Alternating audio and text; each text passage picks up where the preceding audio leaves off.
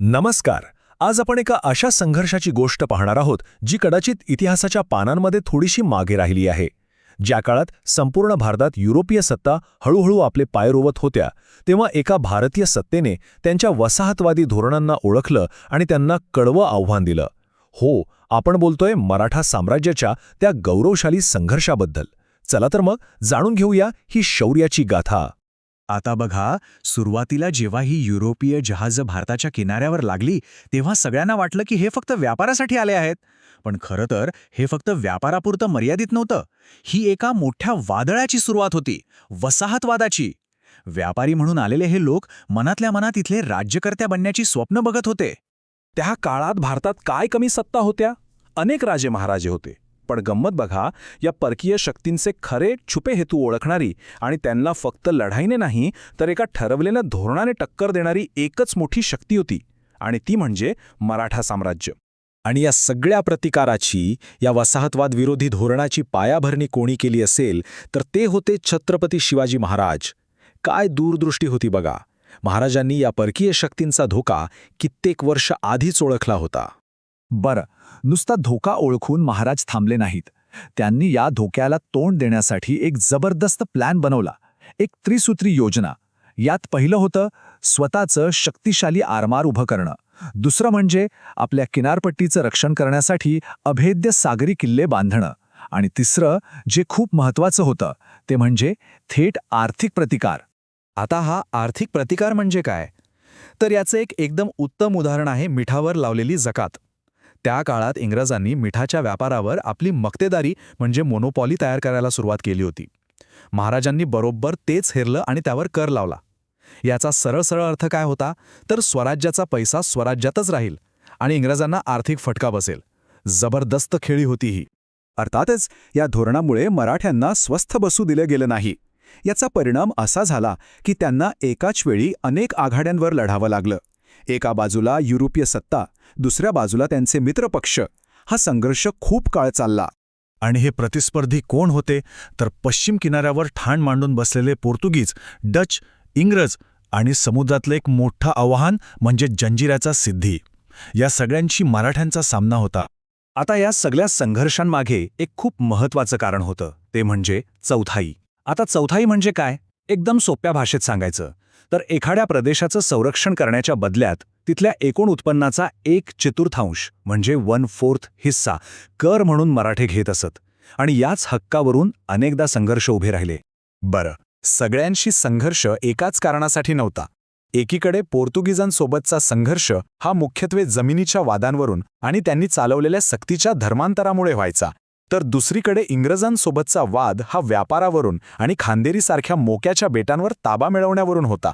म्हणजे शत्रू वेगळा तर लढाईचं कारणही वेगळं. आणि या सगळ्या संघर्षात मराठ्यांनी एक असा विजय मिळवला जो इतिहासात सुवर्ण अक्षरांनी लिहिला गेला. पेशवे बाजीराव पहिले यांचे बंधू चिमाजी आप्पा यांनी वसईच्या लढाईत पोर्तुगीजांचा अक्षरशः धुव्वा उडवला. एक गोष्ट लक्षात घ्या, त्या काळात एका बलाढ्य युरोपियन सत्तेचा इतका मोठा पराभव करणारी मराठे ही एकमेव भारतीय सत्ता होती. ही खूप मोठी गोष्ट होती. पण याचा अर्थ असा नाही की मराठ्यांचं सगळ्याच युरोपीय सत्तांशी भांडण होतं. नाही, त्यांची मुत्सद्देगिरी बघा. डचांशी त्यांचे संबंध बरेच लवचिक होते, म्हणजे गरजेनुसार बदलणारे. इतकंच काय, डचांनी तर मुंबईतून इंग्रजांना बाहेर काढण्यासाठी मराठ्यांची मदतही मागितली होती. यावरून त्यांची राजकीय हुशारी दिसून येते. आता राहिला प्रश्न इंग्रजांचा आणि त्यांचा मित्र जंजिऱ्याच्या सिद्धीचा. यांना तोंड देण्यासाठी शिवाजी महाराजांची ती सागरी रणनीती म्हणजे नेव्ही आणि किल्ले एकदम कामी आली. खांदेरी बेटावर किल्ला बांधून तर मराठ्यांनी या दोघांनाही असा काही धडा शिकवला की तो ते कधीच विसरले नाहीत. चला आता समुद्रावरून जमिनीवर येऊया. किनाऱ्यांवरचा संघर्ष तर चालूच होता, पण त्याचवेळी उत्तरेकडून एक मोठं वादळ भारताच्या दिशेने येत होतं. आणि मराठ्यांसमोर आता एक नवीन आव्हान उभं होतं, अफगाण आक्रमक अहमद शाह अब्दाली. आणि हा संघर्ष काही एका रात्रीत सुरू झाला नाही. याची पार्श्वभूमी मोठी होती. 1748 पासूनच अब्दालीची आक्रमणं सुरू होती. ती वाढतच गेली.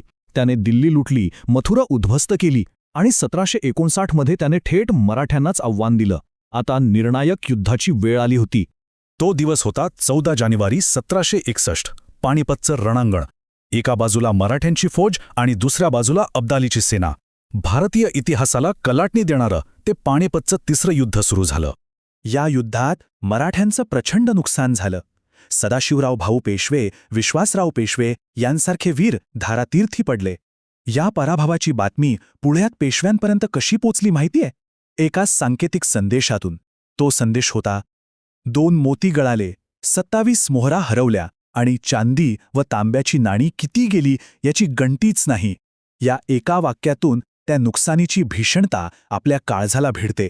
आज पाणीपतमध्ये उभं असलेलं हे स्मारक त्या घनघोर युद्धाची आणि मराठ्यांनी केलेल्या अतुलनीय त्यागाची आपल्याला आजही आठवण करून देतं. पण या पराभवातही एक मोठा विजय दडला होता. हो, मराठ्यांनी इतका कडवा प्रतिकार केला की अब्दालीला एक गोष्ट पक्की कळून चुकली की या भारतावर राज्य करणं आपल्याला जमणार नाही. आणि झालंही तसंच. या लढाईनंतर अब्दाली किंवा त्याच्या वारसदारांनी पुन्हा कधीही भारताकडे वाकड्या नजरेने पाहण्याची हिंमत केली नाही. वायव्येकडून होणारी शेकडो वर्षांची आक्रमणं मराठ्यांमुळे कायमची थांबली. तर मग या सगळ्या 150 वर्षांच्या संघर्षातून मराठ्यांनी आपल्यासाठी नेमकं काय वारसा मागे ठेवला आहे? काय शिकायला मिळतं यातून? सगळ्यात पहिली आणि महत्वाची गोष्ट म्हणजे मराठ्यांनी वसाहतवादाला केलेला हा पहिला संघटित प्रतिकार होता. त्यांनी भारतीयांसाठी भारत ही व्यापक भूमिका घेतली.